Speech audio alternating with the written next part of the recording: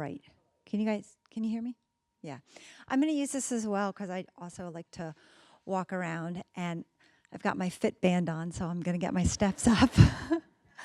This has been really delightful so far. I feel as if in this room I might be a bit of a tempered radical rocking the boat, and I'm hoping that I don't rock myself out or that you guys don't push me out.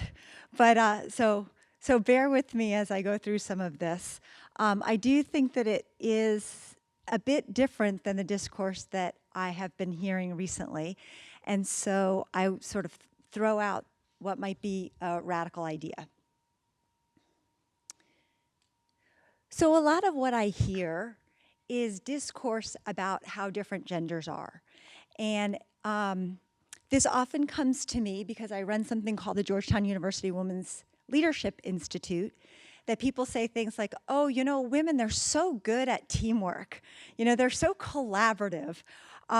They're so good at empowering others, which might be code for giving up our power, I'm not sure. And I hear this discourse that's content-based, as I just mentioned, or that also could be content-free, that just says, you know, women solve problems differently than men do. They communicate differently than men do. So I've got Deb Tannen's book up there, a colleague of mine. And, you know, I was kind of curious about three things, which is, do we believe this? Like, people say it to me, but maybe they say it to me because they think that I believe it, and they're just trying to kind of, you know, empathize with me. So do we believe it? Is it true? And should we care? So those are the three questions that I said about answering. So the first question of do we believe it? I've done several samples, nationwide samples, using MTurk, using students from different populations. This is just one I'm showing up here, where I asked a couple of questions that said, women think about things differently than men do. And then, you know, do you agree or disagree? And you can see there, do I have a pointer? Nope. Or maybe, but I can't find it. But you can see there that yes is the one that's at 80% and no is at 20%. So, you know, 80% of the people are saying, yeah, women think about things differently than men do. Women communicate differently than men do. Women solve problems differently than men do. Women care about different things. Women respond to people differently. So generally, people are thinking this. And then you could say, okay, well, this was a sample whose average age was 36. Most of the MTurk samples are about the same. The average age is 36, but there's a huge standard deviation. They're 40% Democrat, 30% Republican, 30% independent. They are, 50% of them make above 50,000. 70% of them usually work full-time outside the home. So you get the picture, the profile of these people. So then I wondered, well, what about the millennials? What about the younger generation? Do they think about things differently? And I had slightly different questions. So this is a different MTurk sample where I was asking different questions, actually. And these happen to be Georgetown University students at a large East Coast institution. Anyway, so this was women's strengths and weaknesses are different from men's. And you can see in the MTurk sample, it was about, what does that say? About just under 80%. And in the student sample, it was just over 80%. Women's perspectives are different than men's. Again, the MTurk sample is on the left. The student sample is on the right. Women's reactions are different from men's. And women are different from men, just blanket statement. So if anything, it looks like the millennials think this more than the non-millennials do. So, you know, so much for gender blind in the new generation. Okay, so now let's set about, is this true? So this is an example of the kind of report that I read a lot. This was a report that was done of 1,750 executives, but not the CEOs, in mid to large size companies in 19 different countries. And they were asking questions about men's versus women's leadership styles. How do men and women lead? And of course, they're always titled something like really good for women. Like this was the female CEO reputation premium. And then if you got down into the report, the title was a bit misleading. But anyway, so apparently men are the stuff that's on the left and women are the stuff on the right. So men have a clear vision for the company, excellent in a crisis, have a global business outlook. Women are open and accessible, women care about others. So these are examples of more content gender differences that you hear, content-based. So then I went to the literature to see, okay, is this true? And it turns out that, yay, Alice Eagley and her colleagues, who I don't think is here today, but she's done a couple of meta-analyses. This is just one of them about different leadership styles. And this was on 45 different studies. And if you look at the very last column where it says the D, that's the Cohens D, what you'll see is different numbers in the column. Some are negative and some are positive. If it's negative, it's an effect size that indicates that women had a higher score than men. And if it's positive, it means that men had a higher score than women. And so it looks like there's a little bit of truth to this general notion that, women care about others, they're more open and accessible. The biggest one is individualized consideration at negative 0.19. And so what that means is that, women care about people as individuals more than men do. And when you look at the biggest difference for men, they're basically more transactional. Like all of those are positive, right? So this is this notion that, I just want this exchange. Like I'm going to tell you something to do because I got authority and you're going to do it, period. So let's look at that in a little bit more detail because here is where the rubber meets the road. I think you have to really get into the statistics a little bit more. And I know that this may not be great for everybody, but I'll walk you through it. I've just got little pretty pictures about it all.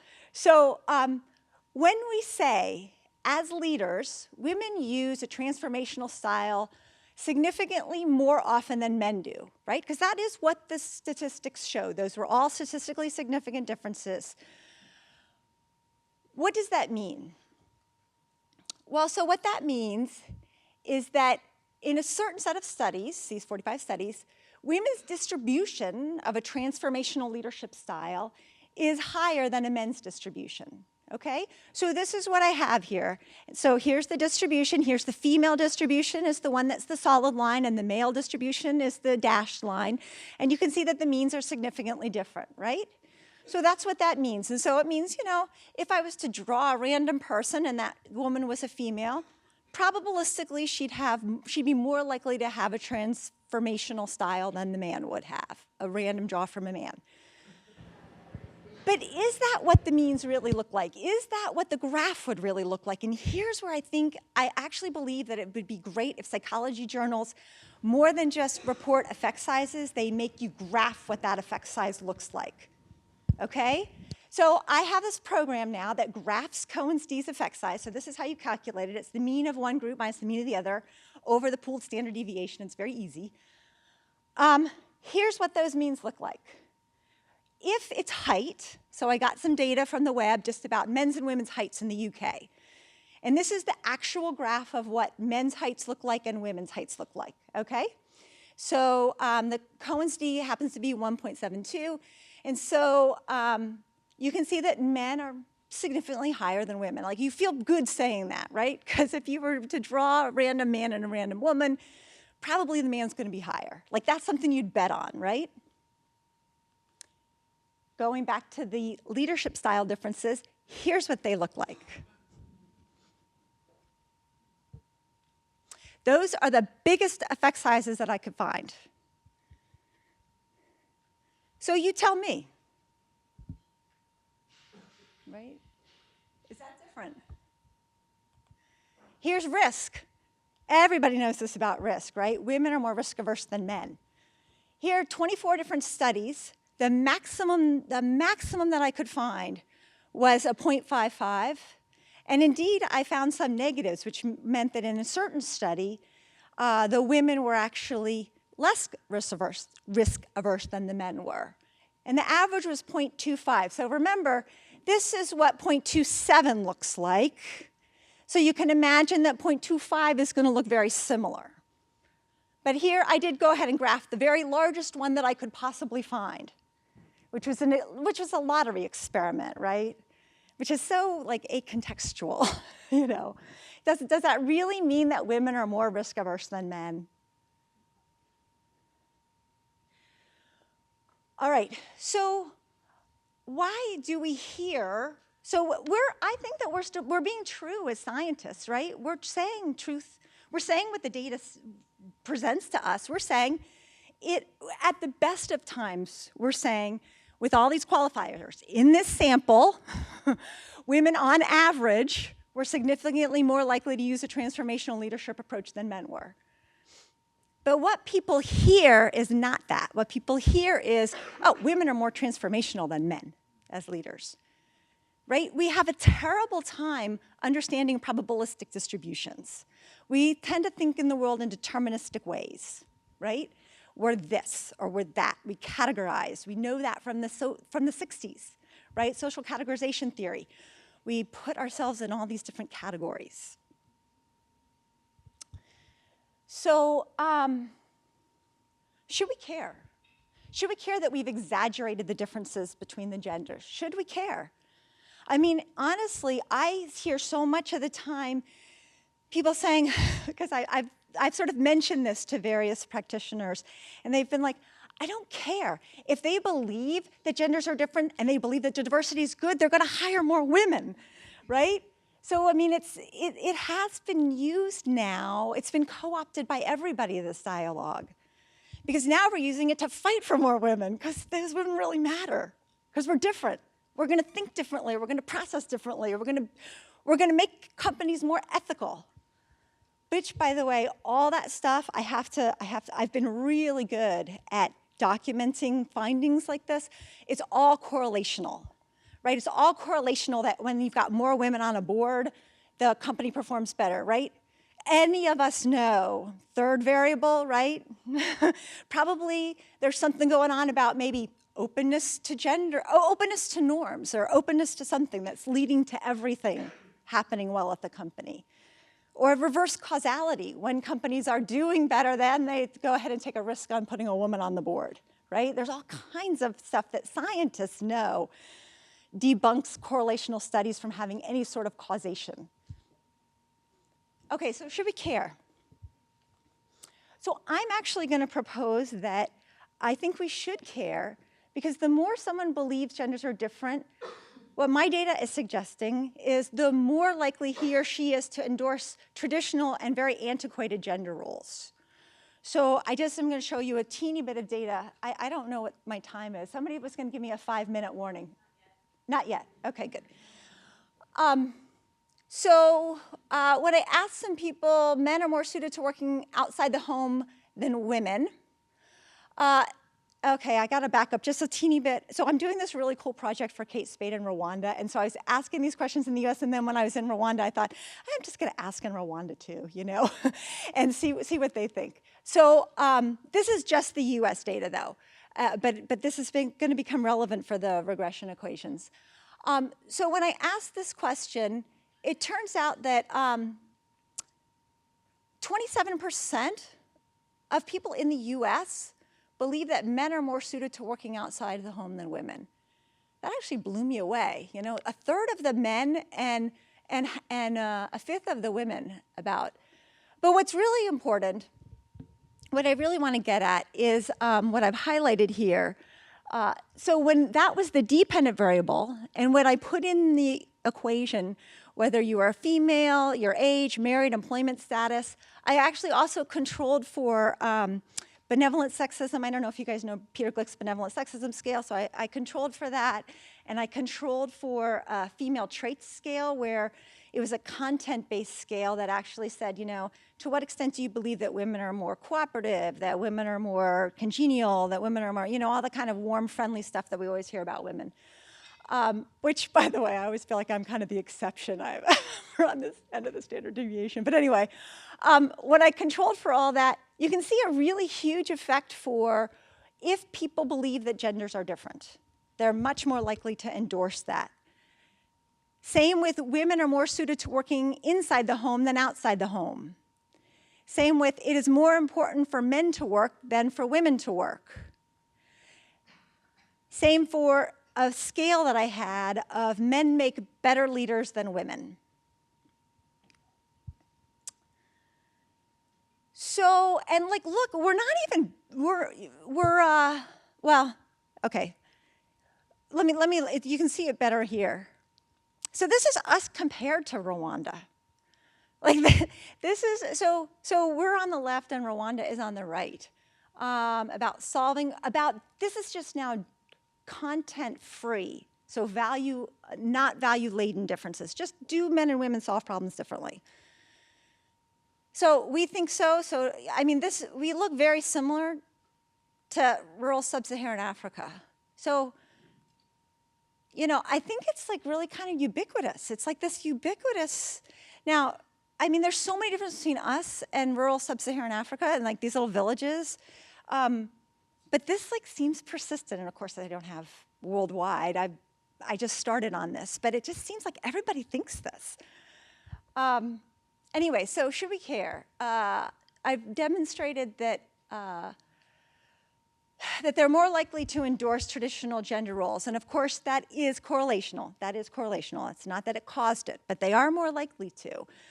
The other thing that we did is we had a simulation where people were evaluating a subordinate. And you knew that this subordinate was had been performing very well for 6 years, but for the past year had kind of stumbled a little bit. And the question was, you know, why do you think that is? Why do you think that subordinate's performance has declined? And we made some real salient work-life thing, because that's where I thought we were going to get the real action, is if we made the subordinate a female, then people were going to be much more likely to attribute it to work-family conflict, and if we made the subordinate a male, we weren't. But we actually didn't find that. But what we found was that people were much more likely to say that the subordinate was not competent, it was lack of competence, if the subordinate was a female and if they believed that genders were different. Then they were showing bias there. This is not my work. What's next? These sometimes the very serious consequences. Some epidemiological studies have found that when it comes to people that have heart conditions, when you present with symptoms that you're having a coronary heart disease, that men are significantly more likely to undergo this invasive cardiac procedure than women are. And the question was why? It is considered a higher risk procedure. And so when they asked women and men, do you want this treatment? There were absolutely no differences across any of the patients. When they had actors play either a man or a woman presenting with these symptoms going into a doctor, the doctors were significantly more likely to withhold any of those treatment options from women than they were from men, assuming that women were more risk averse. So, you know, sometimes can have some pretty serious consequences. So I'll end with this. You know, why are we here? We've all seen this. This pipeline, this one happened to come out in 2015, but we know that, you know, as you move up the corporate hierarchy, there are fewer and fewer female leaders. We've all seen these statistics for, you know, the past couple decades. And I guess what I'd like to leave you with is this notion of maybe the reason that we're here is because while all of this rhetoric and dialogue and discourse about sensitivity to gender and sensitivity to differences, while it's very well intended, it may be not so useful, right? It actually may be hurting us, this discourse. And it may be a better way of going is to start the dialogue of, you know, we're all alike, people are people.